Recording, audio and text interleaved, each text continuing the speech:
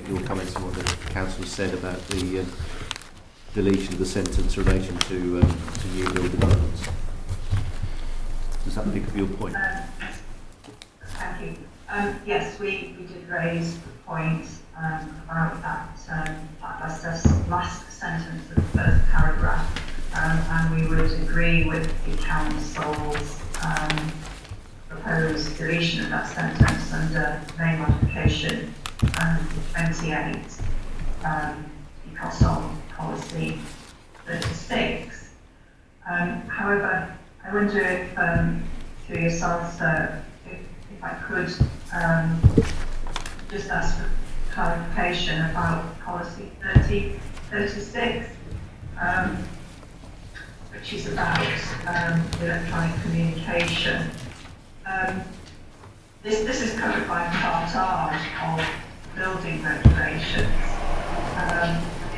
It's perhaps not entirely clear what the council is hoping to achieve by policy 36, and whether does compliance with Part R of the building regs satisfy policy 36, and if it does, then what additional purposes policy 36 serving? If compliance with Part R of the building regs doesn't satisfy policy 36, it's not then clear what the council is seeking over and above Part R of the building regulations. Can I come to the council on that one? I think the motivation behind that policy was just to ensure that we had the best possible broadband connectivity in new development, on the basis that that's clearly the way forward, as has been illustrated in the year of the pandemic and so on. I can't offer you an opinion on the consistency or otherwise with Part R. I suppose the question is, if new developments are required to comply with Part R of the building regulations, is this policy necessary? That's the simple point I think that's been made.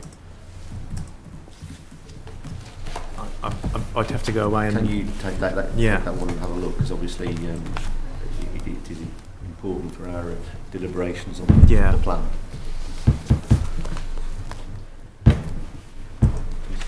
Yeah, maybe someone can remind me if Part R relates to all building work that falls under the building regulations or not. If it does, this matters then covered by the building regulations, isn't it? If there are some exclusions to the building regulations, so just apply to certain forms of development, then requires a need for this policy. I see there may be a need for it, but I'm assuming that this is a general requirement of the building regulations for commercial development, residential development, whatever, buildings. I'm not sure if Mr. Green could enlighten us on understanding the building regulations.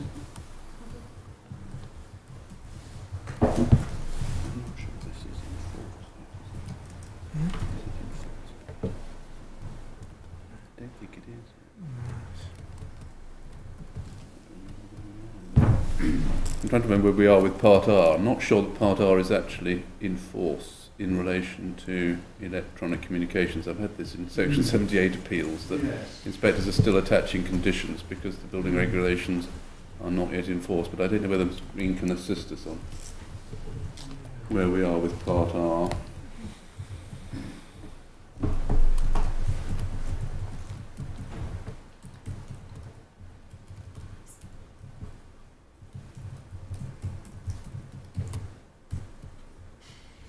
Mrs. Green, can you help us with Part R, and is it in force yet, and does it cover all developments? I think that's what we're looking for answers on.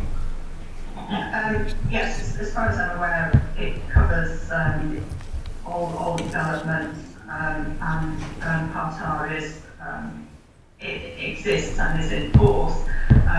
There has been a consultation undertaken about changes to Part R to go even further with regards to the speed of electronic communications, etc.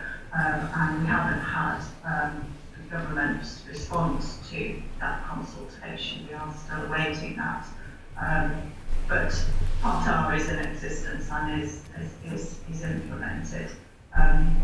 So as I say, it's just not clear exactly. I think that Part R will satisfy what the council is perhaps seeking to do.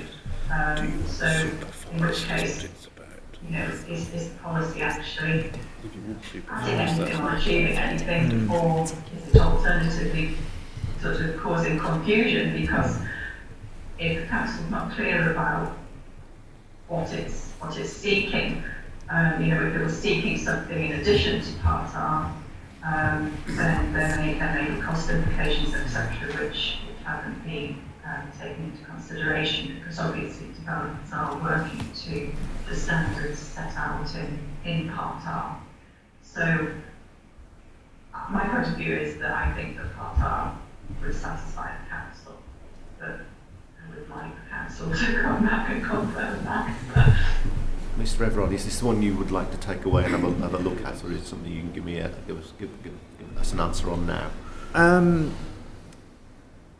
We'd like to take a further look at it, but I think the point is that there has been an aspiration in the area to have superfast broadband to support the development of certainly of Northampton, and there to my knowledge there have been sort of pilot schemes to achieve that in certain parts of the town. Your policy is about the enabling works in the development, so it's making sure that the trunking, etc., is provided to form the connection to whatever's provided in the street by the operator, by the operator, whoever. It would be helpful if you could check with your building control colleagues as to whether these are things they deal with in building control, and as Mrs. Green has raised, if that's the case, this infrastructure is being provided in the policy through the building regulations as a matter of course anyway, and this policy would then be subject to requirements because it's dealt with somewhere else. And I think that's what we're trying to do. My reading policy is that this is about the enabling works for that to happen, which would appear falls now under the building regulations. Yeah, and so again, just looking at it, there's no reference in it to superfast broadband. It talks about full fibre broadband, but obviously if the ducting and piping is there, it could probably take the infrastructure necessary to deliver superfast broadband. So so is there an opportunity to, is this policy necessary or not given the building regulations? I think it also only covers in-building physical infrastructure, and it may be the policy is intended to deal with the externals. External. Yeah. But we can come back to you on that in So that it's position. a case of maybe then just identifying what's dealt with by the building regulations and what may be necessary to be provided beyond the scope of the building regulations, where it falls under planning control. Yeah. And explain that in the explanatory text. So it's not adding a further requirement upon the developer. Okay, It's so setting out what's to be required. I've got no further points on policy 37.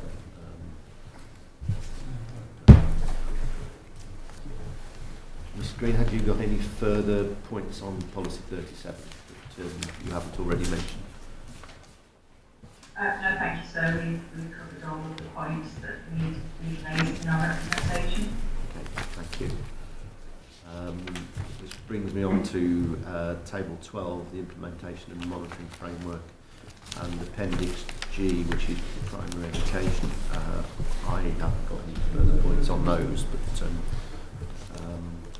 there were points the HBF raised, so if there's no other points, we're at the end of the infrastructure section.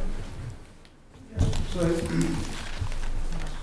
thank you to Green for joining us online. I hope it's worked well enough for you, and I if there's anything else you want to add now, is maybe give you the opportunity, but otherwise if you're content, you've got your points across.